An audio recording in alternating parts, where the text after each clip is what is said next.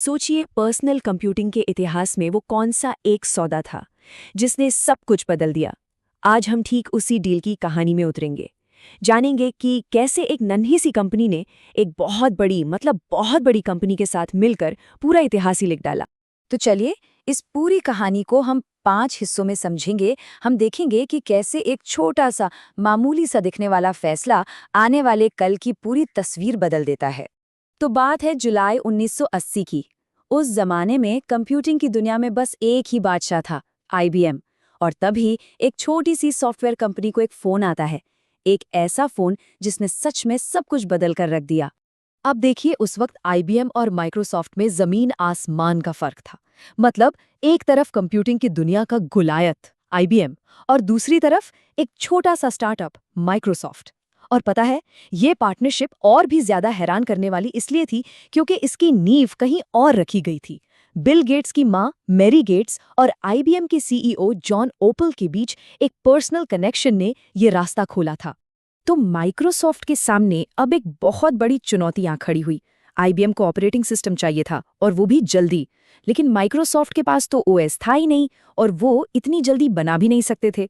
तो उन्होंने एक ऐसा फैसला लिया, एक ऐसा दांव खेला जिसने पूरी इंडस्ट्री का, आप कह सकते हैं, नक्शा ही बदल दिया। तो माइक्रोसॉफ्ट ने यहाँ एक बहुत ही स्मार्ट, एक बहुत ही रणनीतिक कदम उठाया। उन्होंने सोचा, हम बना नहीं सकते हैं तो क्या हुआ, खरीद तो सकते हैं। उन्होंने ऑपरेटिंग सिस्टम बनाने के बजाय उसे खरीदने का फैसला किया। उन्होंने सियाटल कंप्यूटर प्रोडक्ट्स नाम की एक कंपनी से 86 डोस नाम का एक सिस्टम खरीदा और बस उसे अपना नाम दे दिया, MS DOS। $50,000, सिर्फ $50,000। IBM ने माइक्रोसॉफ्ट को इस ऑपरेटिंग सिस्टम के लिए बस इतनी सी रकम दी।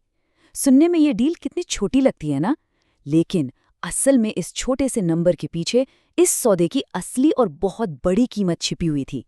तो इस सौदे का असली जीनियस छुपा था एक छोटे से क्लॉज में, नॉन एक्सक्लूसिव लाइसेंसिंग, यानी गैर विशेष लाइसेंसिंग। अब इसका मतलब क्या था? इसका सीधा सा मतलब ये था कि माइक्रोसॉफ्ट MS DOS को सिर्फ IBM को ही नहीं, बल्कि दुनिया की किसी भी दूसरी कंपनी को बेच सकता था। और बस यही वो एक शर्त थी जिसने माइक्रोसॉफ्ट के लिए दौलत के दरवाजे खोल दिए। तो IBM के साथ हुई ये डील, ये माइक्रोसॉफ्ट के लिए एक बहुत बड़ा मौका साबित हुई।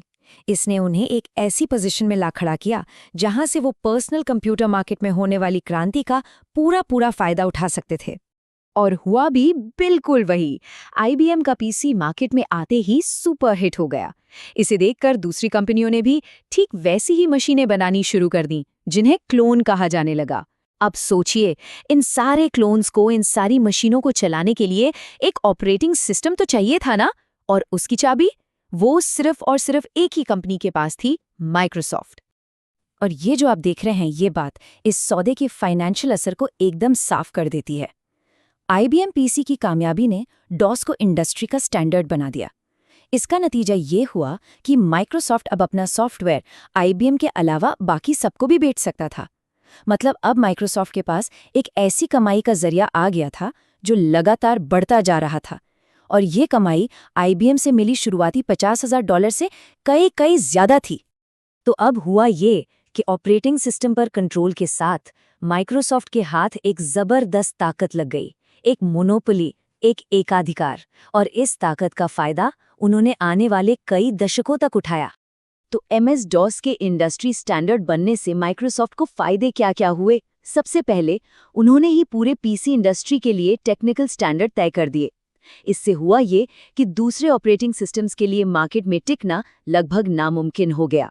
और इससे भी बड़ी बात, इसी OS के दम पर उन्होंने आगे चलकर विंडोज और ऑफिस जैसे अपने सबसे बड़े प्रोडक्ट्स लॉन्च किए।